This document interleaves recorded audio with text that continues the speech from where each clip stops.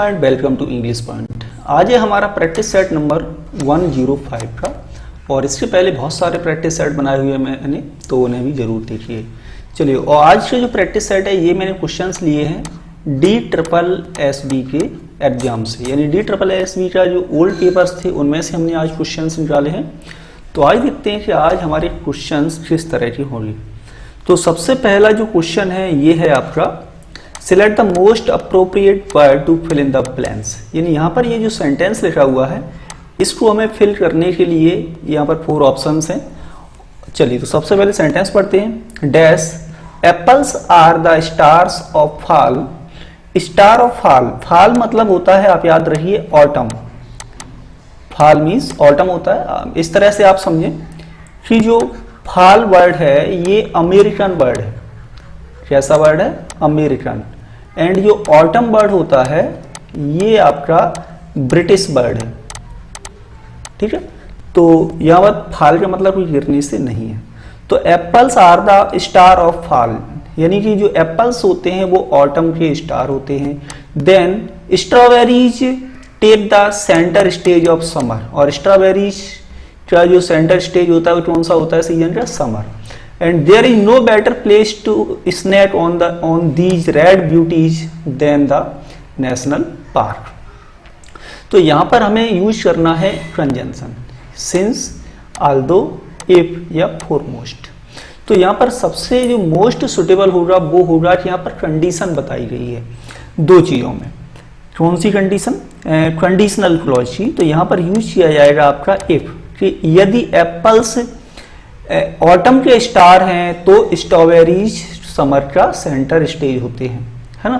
तो इस तरह से यहाँ पर क्या कंडीशन है। तो आपका जो 4 ऑप्शन है इनमें से जो राइट ऑप्शन होगा वो होगा आपका ऑप्शन नंबर 3 इफ। चलिए, नेक्स्ट है sentence number 2 and sentence number 2 है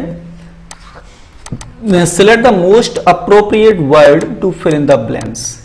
यहाँ पर भी फिल करने के लिए सुटेबल वर्ड यूज करना है। सेंटेंस पढ़ते हैं। A number of local businesses have dash started switching to reusable, washable straws और डिस्पोजेबल वंस। तो यहाँ पर हमें यूज करना है अल्टरनेटिवली, ऑलरेडी, फ्रॉम या लेटर। तो देखिए यहाँ पर आपका अल्टरनेटिवली एंड ऑलरेडी ये दोनों क्या हैं आपके एडवर्ब हैं। फ्रॉम आपका प्रपोजिशन है, लेटर एडजेक्टिव और एडवर्ब कुछ भी हो सकता है कंपैरेटिव डिग्री में। तो हम यहाँ पर ध्यान से देखते हैं कि हमारा ये सब्जेक्ट लिखा हुआ है अ नंबर ऑफ लोकल बिजनेसेस, और ये लगी हुई आपकी वर्ब है, और ये लिखा हुआ है आपका पास्ट पार्टिसिपल फॉर्म, यानी कि वर्ब की 3rd फॉर्म। ठीक है, तो यानी कि एक्जुलरी वर्ब और मेन वर्ब के बीच में यहाँ पर मिड पोजीशन में एक एडवर्ब का प्रयोग किया जाएगा, और तो फिर यहाँ से हम इसे हटा देते, फ्रॉम प्रपोजिशन नहीं आएगा, लेटर। अल्टरनेटिवली एंड ऑलरेडी, तो ऑलरेडी एडवर्ब आपका किसमें यूज किया जाता है? परफेक्ट टेंस में यूज किया जाता है। ठीक है, तो यहाँ पर जो राइट ऑप्शन होगा वो होगा आपका ऑप्शन नंबर 2 ऑलरेडी। एंड कोई काम पहले ही स्टार्ट हो गया है, ये चीज यहाँ पर बताई जा रही। जो काम पहले से स्टार्ट हो गया है उसे प्रेजेंट परफेक्ट टेंस में ही बताते हैं। चलिए, नेक्स्ट है आपका sentence number 3। Identify the fragment in the sentence which contains the grammatical error from the given option, यानी यहाँ पर ये बताना है जो सेंटेंस है यहाँ पर किस जगह पर ग्रामेटिकल एरर है। सेंटेंस पढ़ते हैं। A study find that sea birds are being destroyed by predators, fishing and climate change. तो ये बताना है कि आपका प्रेडेटर्स पे मिस्टेक है, बीइंग डिस्ट्रॉय में मिस्टेक है, एंड क्लाइमेट चेंज में मिस्टेक है, या फिर अ स्टडी फाइंड्स में मिस्टेक है। तो देखिए हम क्या पाते हैं कि हमारा जो सब्जेक्ट है वो आपका लिखा हुआ है, ये आपका क्लॉज हो गया, प्रिंसिपल क्लॉज। ये स्टडी फाइंड्स आपका सबऑर्डिनेट क्लॉज है जिसमें सी वर्ड आपका सब्जेक्ट है और प्लूरल सब्जेक्ट है, आर लगा हुआ, is being, am being, are being. ये प्रेजेंट कॉन्टिन्यूअस टेंस का पैसिव वॉइस होता है, और इसके बाद आती है वर्ब की 3rd फॉर्म, यानी कि पास्ट पार्टिसिपल फॉर्म का प्रयोग होता है। एंड यहाँ पर डिस्ट्रॉयड है, जो पास्ट पार्टिसिपल बनेगा वो होगा बीइंग डिस्ट्रॉयड, यानी बीइंग डिस्ट्रॉयड। तो आपका जो ऑप्शन नंबर 2 है यहाँ पर मिस्टेक है कि बीइंग डिस्ट्रॉयड के बजाय यहाँ पर बीइंग डिस्ट्रॉयड होना चाहिए था, इस तरह से। चलिए, नेक्स्ट है sentence number 4 and sentence number 4 में है identify the fragment in the sentence which contains the grammatical error from the given option. यहाँ भी सेंटेंस में एरर है तो हमें ये देखना है कि कहाँ पर एरर हुआ है। सेंटेंस पढ़ते हैं। Single use plastics from straws to retail bags is illegal in Vermont by summer 2020। तो ये बताना है कि स्ट्रॉ टू रिटेल बैग्स में मिस्टेक है, सिंगल यूज में मिस्टेक है, समर 2020 में मिस्टेक है या फिर इलीगल में मिस्टेक है। जब हम इस पूरे सेंटेंस को पढ़ेंगे, देखिए इस सेंटेंस में लिखा हुआ है टाइम बाई समर 2020। मैंने कई बार पिछली क्लासेस में आपको बताया है, एक टाइम फ्रेज बताया है बाई द टाइम, यानी जब भी किसी भी समय से पहले बाई प्रपोजिशन लगा हो तो ये टाइम आपका किस में आता है, परफेक्ट टेंस में प्रयोग किया जाता है। हमेशा ध्यान रखिए, परफेक्ट टेंस में कोई भी परफेक्ट हो सकता है। ये जैसे पास्ट का टाइम है तो पास्ट परफेक्ट, फ्यूचर का टाइम है तो फ्यूचर परफेक्ट। तो यहाँ पर जो यूज है आपका रॉन्ग है वो है इज इलीगल, कि जो एक्जुलरी वर्ब यूज हुई है ये यहाँ पर रॉन्ग हुई है। नेक्स्ट है sentence number 5 and sentence number 5 में है select the most appropriate word to fill in the blanks. यहाँ पर भी हमें फिल करना है। सेंटेंस पढ़ते हैं। The central part of the village is home to nearby 30 thermal water reservoirs of dash temperatures and chemical compositions. तो यहाँ पर हमें यूज करना है डिफरेंशियल में से एंड डिफर, डिफरिंग या डिफरेंस में से। तो यहाँ पर देखिए जो हमें समझने वाली बात यह है वो ये है कि रिजर्वायर के बाद आपका यूज किया जाता है प्रपोजिशन ऑफ। तो ऑफ क्या है आपका, यहाँ पर प्रपोजिशन है, ठीक है। एंड याद रखिए जब भी किसी प्रपोजिशन के बाद हम वर्ब का प्रयोग करते हैं, किसका यूज करते हैं, वर्ब का, तो वो आपकी आईएनजी फॉर्म में यहाँ पर यूज की जाती है, ठीक है। तो यहाँ पर और ये भी ध्यान रहे कि ये आपका जो रिजर्वायर है ये क्या है आपका, ये आपका नाउन है, ठीक है, ये आपका नाउन है। और ऑफ इसके बाद अब हम यूज कर रहे हैं वर्ब को, तो वो आईएनजी फॉर्म में यूज किया। डिफर आपकी वर्ब है, डिफरेंशियल आपका एडजेक्टिव होगा एंड डिफरिंग ये फॉर्म यहाँ पर यूज किया जाएगा 3rd नंबर का, जो कि आपको यहाँ पर लिखना है डिफरिंग, ठीक है। तो राइट ऑप्शन होगा आपका ऑप्शन नंबर 3rd। नेक्स्ट है question number 6 and question number 6 में है identify the fragment in the sentence which contains the grammatical error from the given option. यहाँ भी ये देखना है कि किस सेंटेंस में मिस्टेक यहाँ पर हुई है। तो सेंटेंस है I was there to shoot a story about island restoration है in the east coast of Africa in Indian Ocean. तो यहाँ पर मिस्टेक या तो आई वॉज देयर में है या फिर इन द ईस्ट कोस्ट में है, इन इंडियन ओशियन में है या फिर शूट अ स्टोरी में है। तो यहाँ पर देखिए इन 4 ऑप्शंस में से जो दिया गया है वो हमें समझ में आता है कि जो आपका ये लिखा हुआ है इंडियन ओशन, ये क्या है आपका ओशन है, और रिवर्स ओशन सी जिनसे पहले आर्टिकल यूज किया जाता है आपका द, डेफिनेट आर्टिकल द।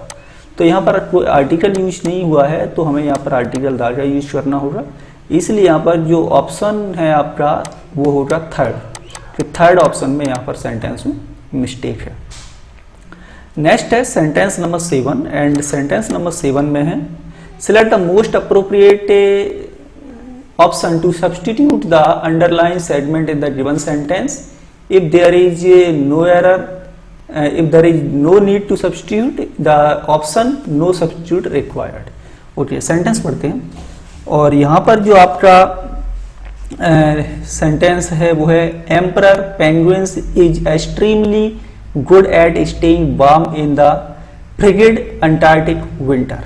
तो यहाँ पर ये बताना है कि किस पार्ट में मिस्टेक है, ये बताना है। तो देखिए ध्यान से अब हम देखते हैं तो हमें यहाँ पर क्या मिलता है। First option is extremely good, are extremely good in, no substitute required, या आर एक्सट्रीमली गुड एट।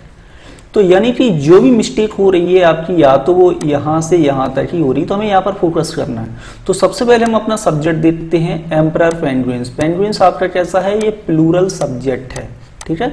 और यहाँ पर जो वर्ब यूज हुई है वो कैसी हुई है, सिंगुलर यूज हुई है। तो यानी यहाँ पर आपका यूज होना चाहिए था आर। ओके और फिर आया आपका एक्सट्रीमली गुड एट। अब हमें ये देखना है, फर्स्ट ऑप्शन को हटा देते हैं, थर्ड को हटा देते हैं, अब सेकेंड एंड फोर्थ ऑप्शन में से है, तो ये देखना है कि क्या इनमें से कौन सा जो स्ट्रक्चर है वो सही लिखा हुआ है। तो आप ध्यान से देखिए, इसमें लिखा हुआ है गुड इन और यहाँ पर लिखा हुआ है गुड एट। कहने का मतलब है कि गुड एट आपका इस तरह से लिख लेते हैं, गुड एट समथिंग होता है, किसी चीज में कोई अच्छा होता है तो गुड के बाद एट प्रपोजिशन का प्रयोग किया जाता है, इनका यूज नहीं होता है। तो यहाँ पर ये जो एट वाला ऑप्शन है यानी ऑप्शन नंबर 4 ये राइट होगा, ना कि ऑप्शन नंबर सेकेंड। तो राइट ऑप्शन हो जाएगा emperor penguins are extremely good at staying warm in the frigid Antarctic winter. Next है question number 8 and question number 8 में है select the most appropriate option to substitute the underline segment in the sentence given sentence if there is no need to substitute the option no substitute required। Okay तो यहाँ पर भी part error ही पूछा गया है, तो यहाँ पर हम देखते हैं कि यहाँ पर किस सेंटेंस में यहाँ पर एरर हो रहा है। ओके सेंटेंस है आपका beginning in the mid 1980s many American states took note of the ecological havoc। Havoc मतलब होता है ग्रेट प्रॉब्लम या कहें तबाही, ठीक है, हिंदी में कहते हैं तबाही। एंड इम्पोज्ड सीवियर रिस्ट्रिक्शंस और outright ban on the use of plastics. तो ये बताना है कि ये जो 4 पार्ट दिए हैं इनमें 3 पार्ट्स हैं, इनमें से किसी पार्ट में मिस्टेक है या नहीं है। फर्स्ट ऑप्शन है take note of the, took note in the, take note of the, तो किस पार्ट में मिस्टेक है ये हमें देखना होगा। तो सबसे पहले देखिए आपका अंडरलाइन यहाँ पर वर्ड नहीं है तो अंडरलाइन कर देते, यहाँ से यहाँ तक देखना took note of, took note of the, ये पार्ट है आपका अंडरलाइन, यहाँ से यहाँ तक मिस्टेक है। तो देखिए अब बात हो रही है सेंटेंस में यहाँ पर 1980s, जो कैसा टाइम है आपका पास्ट का टाइम है, और सब्जेक्ट है आपका मैनी अमेरिकन स्टेट, आपका सब्जेक्ट है, स्टेट्स प्लूरल है, एंड टुक आपका क्या है वर्ब की सेकंड फॉर्म, यानी सेंटेंस आपका पास्ट में ही लिखा हुआ है। अब देखते हैं टुक नोट, नोट के बाद ऑफ प्रपोजिशन का यूज किया जाता है ना। तो और यहाँ पर किसी पर्टिकुलर हैबिट की बात हो रही है तो आर्टिकल द का यूज भी किया गया है। तो took note of the I think ये आपका राइट ऑप्शन है। सो यहाँ पर जो राइट ऑप्शन होगा वो होगा option number 4 no substitute required, यानी यहाँ पर किसी को बदलने की हमें जरूरत नहीं है। हमारा जो क्वेश्चन नंबर 8 है वो सही लिखा हुआ है। ओके नेक्स्ट देखते हैं सेंटेंस नंबर आपका है 9 एंड सेंटेंस नंबर 9 में है select the most appropriate word to fill in the blanks. यहाँ पर ही फिल करना है। सेंटेंस पढ़ते हैं Nazare is one of the most attractive beach dash in Portugal with some of the largest waves in the world. तो यहाँ पर हमें यूज करना है टाउन, प्लेसेस, साइट्स या टाउन्स। तो देखिए सबसे पहले हम अपना सब्जेक्ट देखते हैं। सब्जेक्ट है नज़ारे, इसके साथ यूज हुआ है वर्ब, सिंगुलर है क्योंकि ये सिटी का नाम है, वो टाउन का नाम है। ये वन ऑफ द, अब यहाँ पर हमें क्या ध्यान देना है, वन ऑफ द अट्रैक्टिव बीच। अब इसके बाद हमें यहाँ पर एक और नाउन लिखना है, यहाँ पर एक नाउन। तो ये नाउन कैसा आना चाहिए, यहाँ यदि वन है तो इधर काउंटेबल ही होगा, और काउंटेबल कैसा होगा, प्लूरल काउंटेबल नाउन का यूज किया जाएगा। अब ये आपका जो प्लेस है ये क्या है, टाउन है, तो ये आपका सिंगुलर है, प्लेसेस नहीं होगा, साइट्स नहीं है, टाउन्स है ये। तो यहाँ पर आपका जो राइट ऑप्शन होगा वो होगा टाउन्स, और प्लूरल ही प्रयोग किया जाएगा, यहाँ पर सिंगुलर प्रयोग नहीं किया जाएगा, ये भी ध्यान रखिए। तो राइट ऑप्शन इस क्वेश्चन नंबर 9 में होगा 10। नेक्स्ट है सेंटेंस नंबर 10 एंड इसमें select the most appropriate word to fill in the blanks. यहाँ पर है the world has a plastic pollution problem and it's accelerating dash so is the public awareness and action. अब यहाँ पर use करना है conjunction what, as, then या since में से। तो सेंटेंस को पहले समझना होगा कि बट का प्रयोग कब किया जाता है, जब दो आपके प्रिंसिपल क्लॉज, प्रिंसिपल जो क्लॉज होते हैं वो कैसे होते हैं, एक दूसरे के अपोजिट होते हैं, यानी वो एक दूसरे के विरोधाभास होता है। एंड एच आपका एडवर्ब क्लॉज ऑफ टाइम में भी यूज किया जाता है, ठीक है। एंड देन है आपका सिंस है, since adverb clause of reason भी बताता है। तो सबसे पहले सेंटेंस को फिर से ध्यान से देखते हैं। The world has a plastic pollution problem, यानी संसार की क्या है परेशानी प्लास्टिक पॉल्यूशन की है, एंड इट्स एक्सीलरेट है, और इसका जो बढ़ रहा है, इसका जो पॉल्यूशन बढ़ रहा है प्लास्टिक बैग से वो। So the public awareness and action, ये इन्वर्सन है यहाँ पर, ये जो इज पहले लगी हुई है ना, सो एडवर्ब के बाद एक्जुलरी वर्ब आए तो ये आपका इन्वर्सन हो जाता है, इन्वर्सन हम इसे कहते हैं। तो यहाँ पर ये हो गया इन्वर्सन, यानी इम्फेसाइज किया जा रहा है। अब फर्स्ट सेंटेंस में देखिए प्रॉब्लम बताई जा रही है, और सेकंड सेंटेंस में क्या बताया जा रहा है, अवेयरनेस एंड एक्शंस। कि so is public awareness and action, तो ये दोनों सेंटेंस एक दूसरे की क्या है, अपोजिट हैं। जब दोनों अपोजिट हैं, अपोजिट सेंस दे रहे हैं, तो इसमें कंजंक्शन जो यूज किया जाएगा वो किया जाएगा आपका बट। तो यहाँ पे जो राइट ऑप्शन होगा क्वेश्चन नंबर 10 का वो होगा फर्स्ट वन बट।